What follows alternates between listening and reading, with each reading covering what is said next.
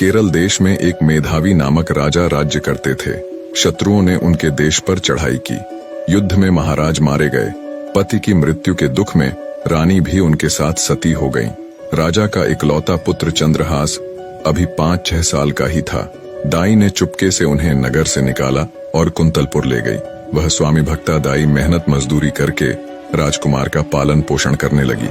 चंद्रहास बड़े ही सुंदर थे और बहुत सरल तथा विनयी थे। गांव के सभी स्त्री पुरुष ऐसे भोले सुंदर बालक से स्नेह करते थे।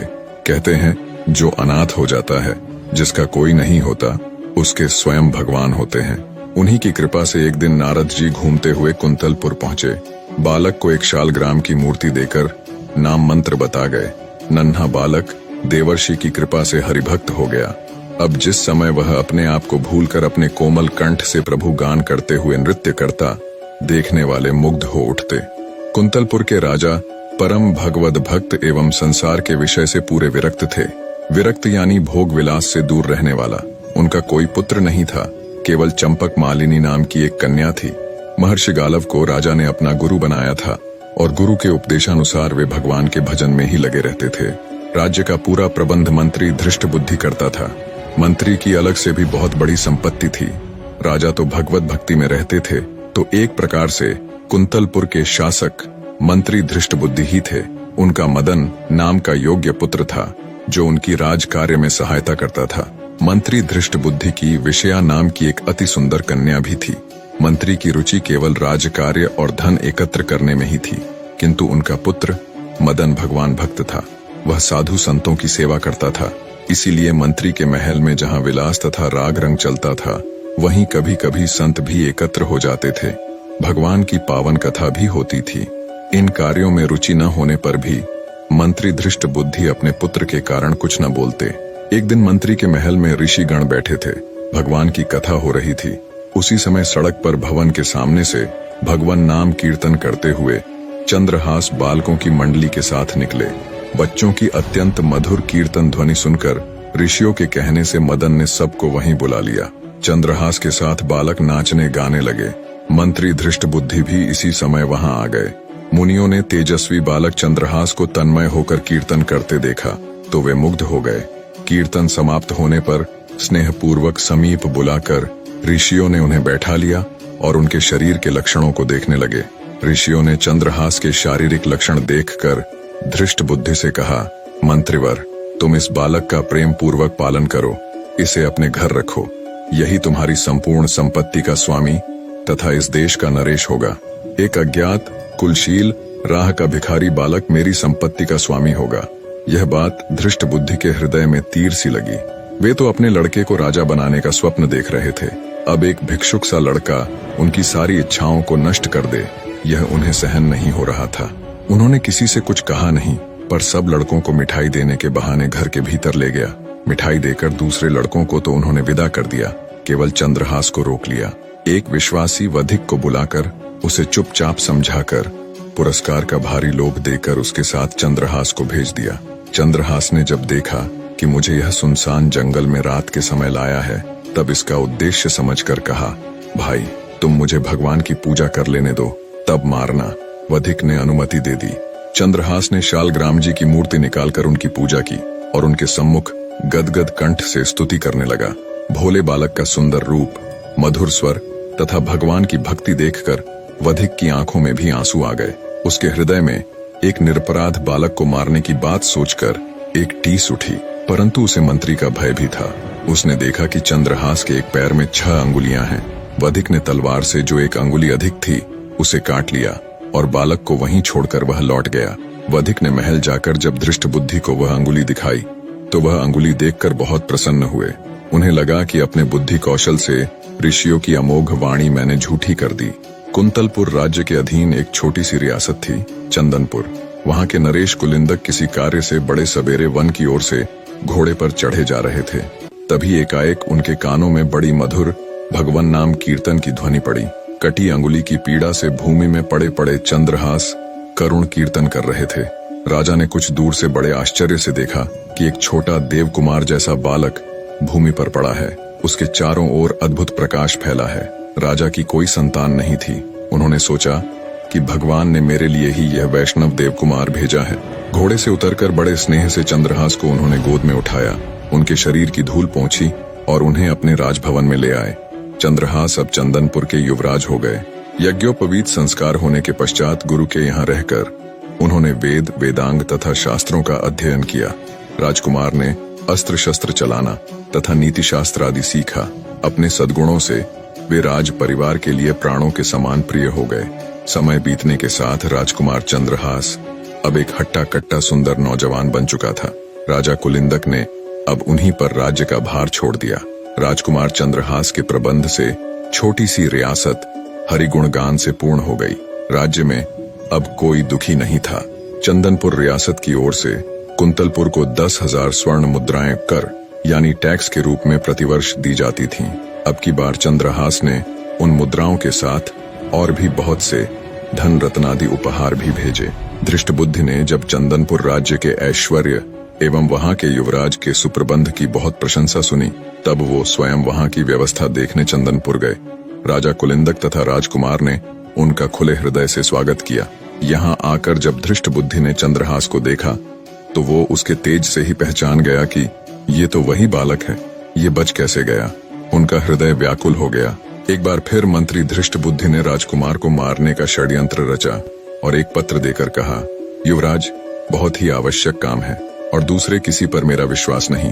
तुम स्वयं यह पत्र लेकर कुंतलपुर जाओ और ध्यान रहे मार्ग में पत्र खुलने न पाए, कोई भी इस बात को न जाने।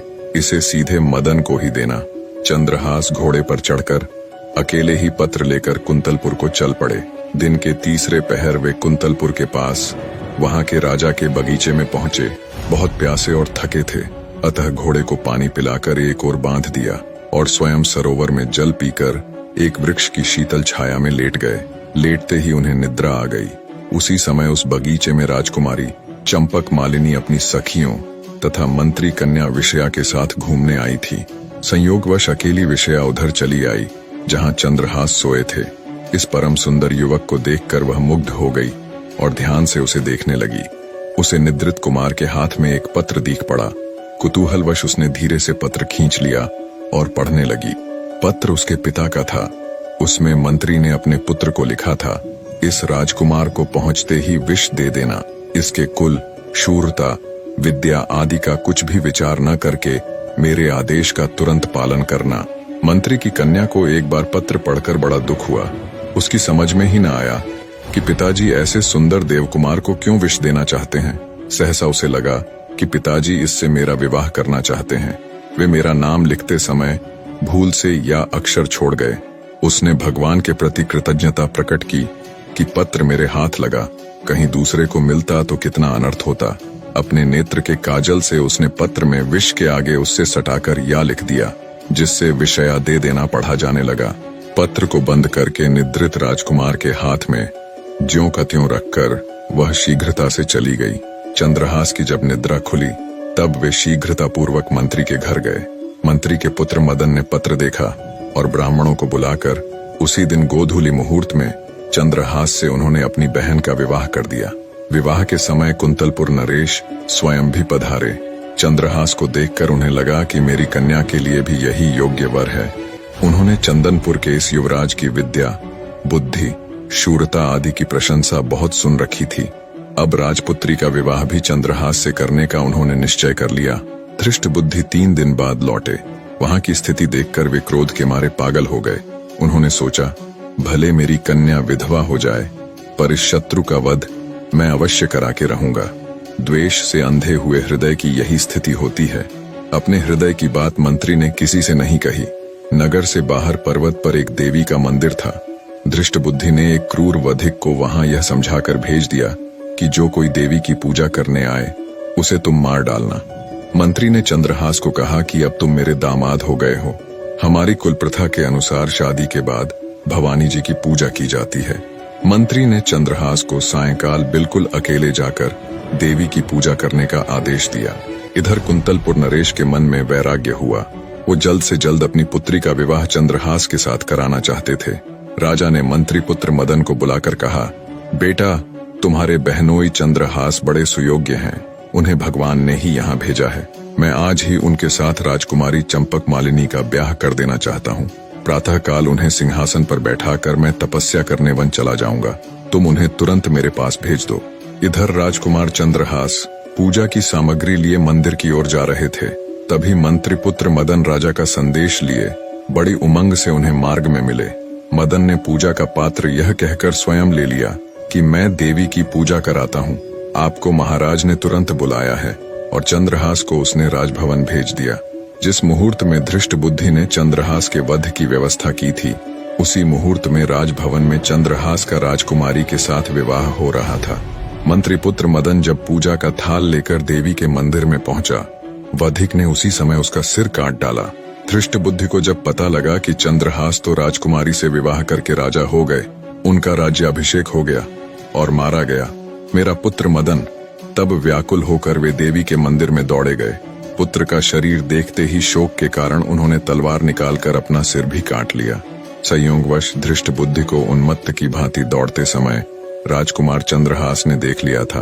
वे भी तुरंत अपना घोड़ा ले उसी दिशा में चल दिए जिधर कुछ समय पहले ही उसका ससुर मंत्री धृष्ट बुद्धि गया था। वे तनिक देर में ही मंदिर में आ गए। सारा माजरा समझ अपने लिए दो प्राणियों की मृत्यु देखकर चंद्रहास को बड़ा क्लेश हुआ। उन्होंने निश्चय करके अपने बलिदान के लिए तलवार खींची। उसी समय मां भवानी साक्षात प्रकट हो गईं। उन्होंने कहा, बेटा, यह धृष्ट बुद्धि बड़ा दुष्ट था और सदा तुझे मारने के प्रयत्न में लगा रहता था। इसका पुत्र मदन सज्जन और भगवत भक्त था, किंतु उसने तेरे विवाह के समय तुझे अपना शरीर दे डालने का संकल्प किया था, अतः वह भी इस प्रकार उड़न हुआ। अब तू वरदान मांग। चंद्रहास ने हाथ जोड़कर कहा, माता, आप प्रसन्न हैं तो ऐसा वर दें जिससे श्री हरि में मेरी अविचल भक्ति जन्म जन्मांतर तक बनी रहे और इस धृष्ट बुद्धि के अपराध को आप क्षमा कर दें। मेरे लिए मरने वाले इन दोनों को आप जीवित कर दें। देवी तथास्तु कहकर अंतर्ध्यान हो गई। धृष्ट बुद्धि और मदन तुरंत उठ खड़े हुए। सारे वृतांत का पता चलने पर मंत्री धृष्ट बुद्धि राजकुमार चंद्रहास के पैरों में गिरकर माफी मांगने लगा। राजकुमार चंद्रहास ने उन्हें उठाया और अपने हृदय से लगा लिया। मंत्री अब पूरी तरह बदलकर भगवान के परम भक्त हो गए। मदन तो भक्त था ही, उसने चंद्रहास का बड़ा आदर किया। सब मिलकर सानंद घर लौट आए। निष्कर्ष, माफी, दया और भक्ति जीवन के असली मूल्य हैं, जो इंसान को उसकी आंतरिक शक्तियों से जोड़ते हैं और उसे उन्नति की ओर ले जाते हैं। वीडियो पसंद आई हो तो लाइक जरूर करना। आप भी अगर मेरी तरह वीडियो बनाना सीखना चाहते हैं, ट्रू वर्ड्स चैनल को ज्वाइन करके ट्रू वर्ड्स परिवार का हिस्सा बने। धन्यवाद।